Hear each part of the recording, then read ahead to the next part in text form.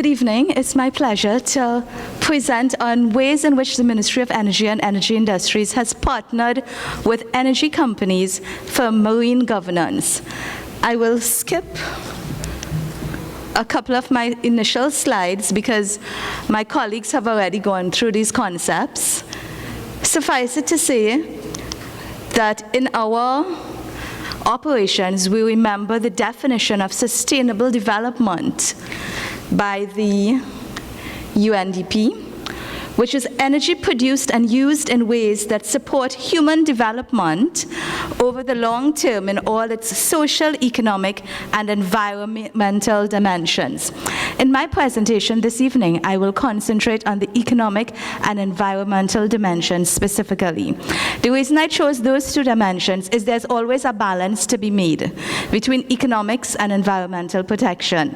The companies will always push back when you impose high standards of environmental protection. They will push back by trying to take something off the table. Some economic incentive they will require, or they'll take something back.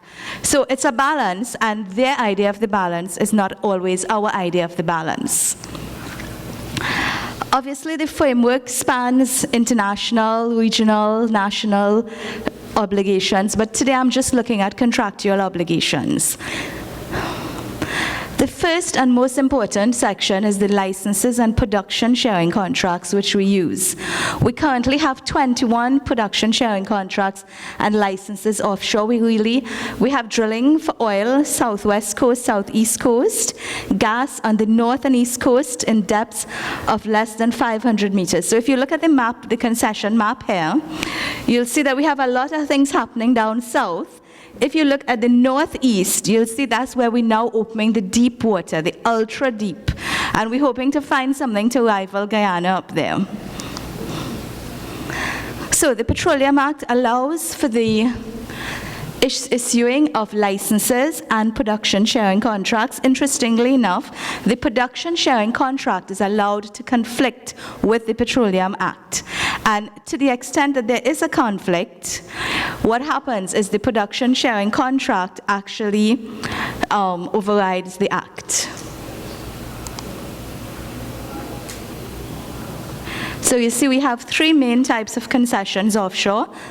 Exploration, which would allow the company to do exploration activities, and that's a non-exclusive right. Exploration and production license, which is an exclusive right, allowing exploration, production, and disposition of petroleum, and then the production sharing contract. What are the objectives of these? Why do we even bother to sit in rooms with companies negotiating these things?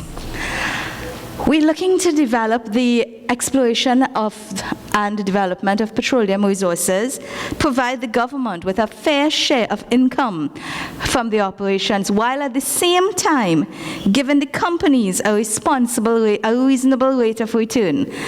And that's always a balance also, because we want to get as much for our country as we can, but the companies are saying, listen, if I'm coming to your country and I'm going to invest in something which is really high capital intensive, high upfront investment, I want to make something for years to come.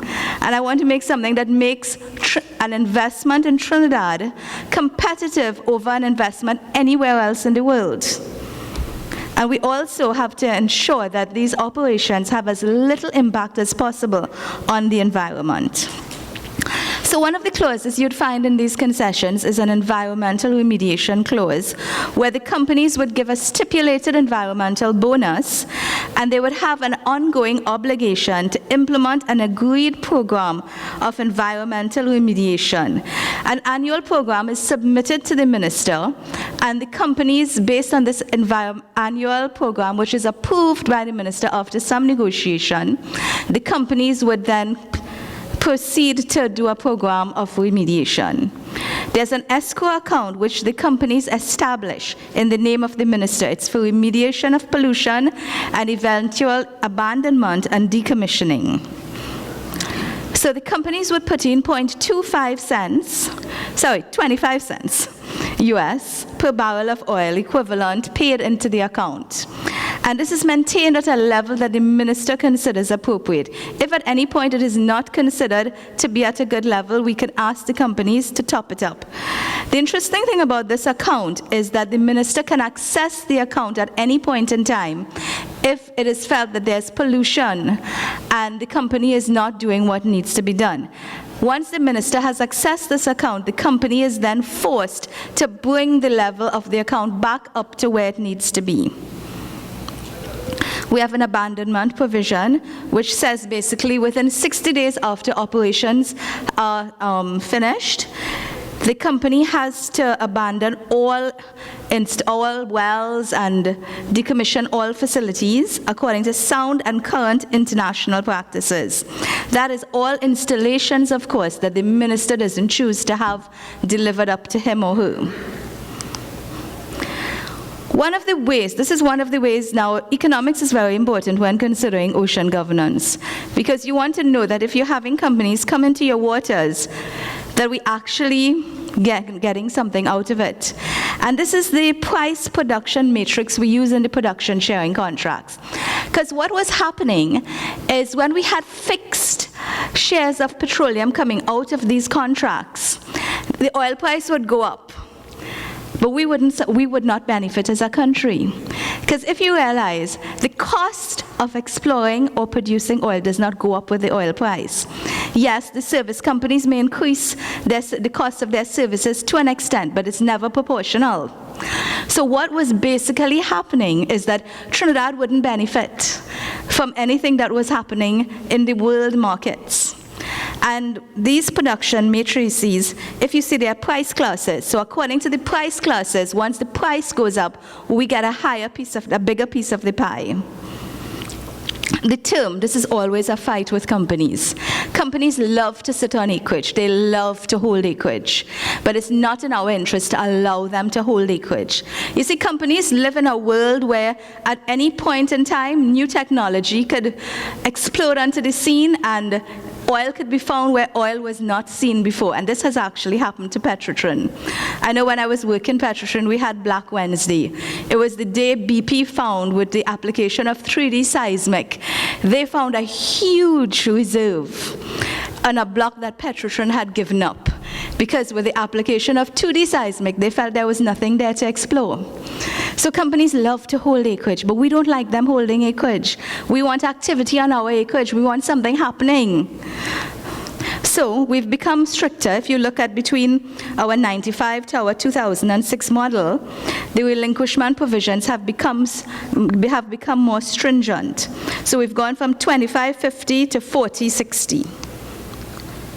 The minimum work program is one way we keep companies from just sitting idly on acreage. What we make them do is actually commit to a minimum work program that they're going to do. And this is guaranteed by either parent company guarantees or letters of credit. Now, of course, companies love parent company guarantees. It doesn't cost them anything. But what if your parent company folds? What if your parent company's name is Nyco Resources Limited? Then the guarantee isn't worth the paper it was written on. So it's always a to and fro on that point. Assignment and transfer. I remember as a young lawyer, I sat in a meeting with a company that walked into our conference room and said, "Hi, we are so-and-so. We just purchased one of your concessions because we bought the company and there's no need for any sort of government approvals, but we thought we'd introduce ourselves to you." I was livid. I remember stomping into the late Barry Barnes' office. I said, "Mr. Barnes, so-and-so just happened. How could they do this? We haven't done any checks and balances on this company, and they're bringing themselves into our country to explore?" And Mr. Barnes looked at me in his very wise way and said, "Young lady, the companies will do what they wish, but you have to stop them." So we did. Now, we expanded our definition of assignment to mean any sort of transfers. So if there's a share transfer, if somebody's buying the company, anything of that sort now, you need government permission. And we also realized that with companies peddling our resources, we were losing money. So we even put in a transfer fee. Depending on the value of the transaction, the government could now carve out a little piece of it for ourselves. Okay, I'm not going to get too much into incentives, except to say that we've also put in some incentives for areas that was not attracting a lot of attention from the companies. The PSC Coordination Committee is one of the most important features of the PSC. It is where the government actually gets to be involved by assisting the contractor and kind of policing what they're doing. So a lot of things require approvals of the government. That whole list, the companies have to come back to us to get approvals, and that's just a few things. So how do we choose these companies? How do companies come in? Do they just come and say, hi, we'd like to get a block? No. We have competitive bidding rounds. This is a mechanism to award new blocks for concession areas. And it's structured to we use competition to get the best possible minimum work programs and financial commitments. And we have a process that is extremely transparent. So we look at the technical capacity, the financial structure of the company. We expect a commitment, a work program, and sharing of petroleum. As I mentioned, it's very transparent. We have public bid opening ceremonies.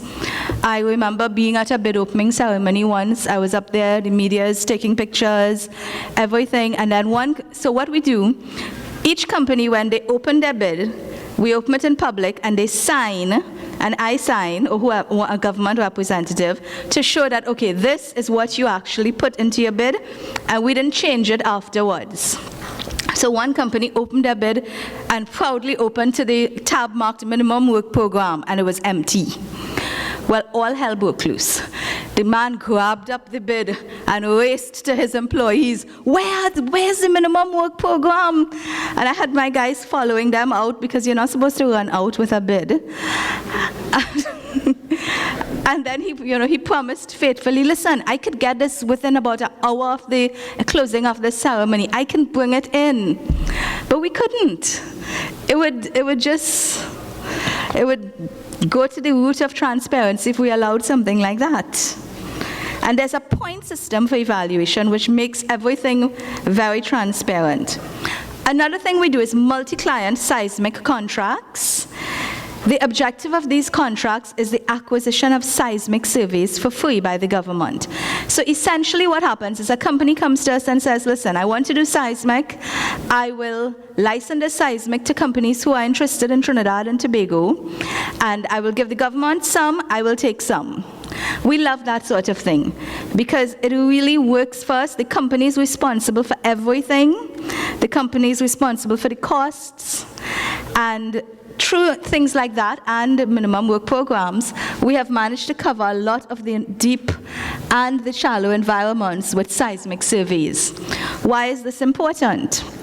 Well, one, we get seismic at no cost to the country, and two, it reduces the risk of exploration. So when you have a bid round and you're able to say to the companies, listen, seismic has been done and this is what it shows, there's potential here and potential there, then companies are willing to come in and say, yes, I'm going to commit to drilling a well here, as opposed to saying, well, it's pretty, it's blue, it's on a map, I have no idea what's there, I'm not committing to any exploration drilling. So it really helps us as a country. One thing we use is state company participation. This is usually achieved through Petrotrin getting a carried interest, a mandatory carried interest. In the past, it has ranged between 10 to 20%, and it's usually stated in our competitive bidding orders. Petrotrin pays according to its participating interest in the development cost, not the exploration costs, which is good because the exploration cost is the higher risk cost. Gotcha. And Petrotrin still has a vote on the exploration committee, even though they're not paying a part of the cost. What are the advantages of this? It ensures sustainable development. Petrotrin is supposed to be seeking the country's interests, although the jury is still out on that one, whether they seek their interest or the country's interest. But that is the objective.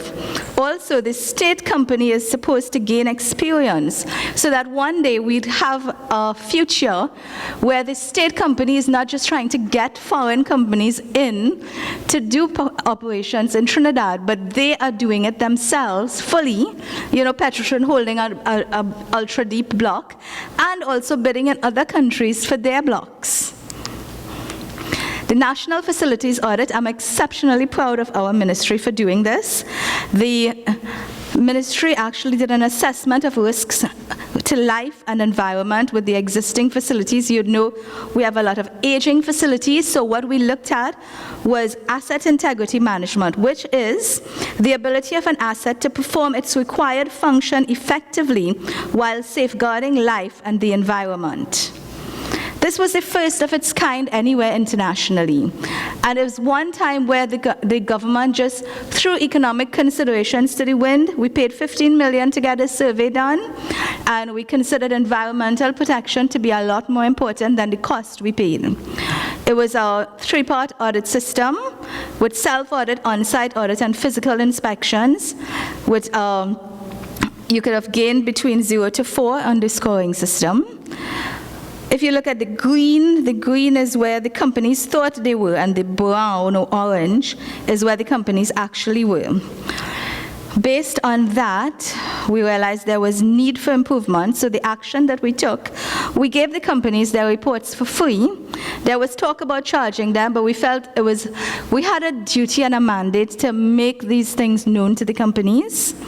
We held a workshop with the companies, and our consultant has made itself available to go through the results with the companies, and we will continue to audit based on these results and look for improvements. The National Oil Spill Contingency Plan, it was made to preserve and protect human health and the national environment by effective preparation for combating oil pollution incidents. The energy companies were part of the cabinet-appointed committee, and the licenses and PSCs executed thereafter have an obligation to obey the plan. The plan has obligations based on the type of spills. So we have, Tier 1 spills, which is shocks. I use this to remember it. Tier 2, which is deep shocks.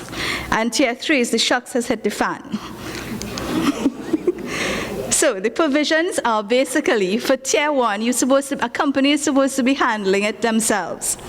For Tier 2 oil spills, the response is that they are supposed to be part of a Tier 2 oil spill response organization where they can mount an effective area national oil spill response if there's an oil spill. And Tier 3, they're supposed to be part of an equipment cooperative that they can mobilize equipment into the country within 24 to 48 hours to respond. Unfortunately, the companies have not formed the Tier 2 oil spill response plan. The spill has been activated on a number of occasions, and the plan is currently being renegotiated in a low oil price environment, which is never good, because you're going to get the pushback of, we can't afford this.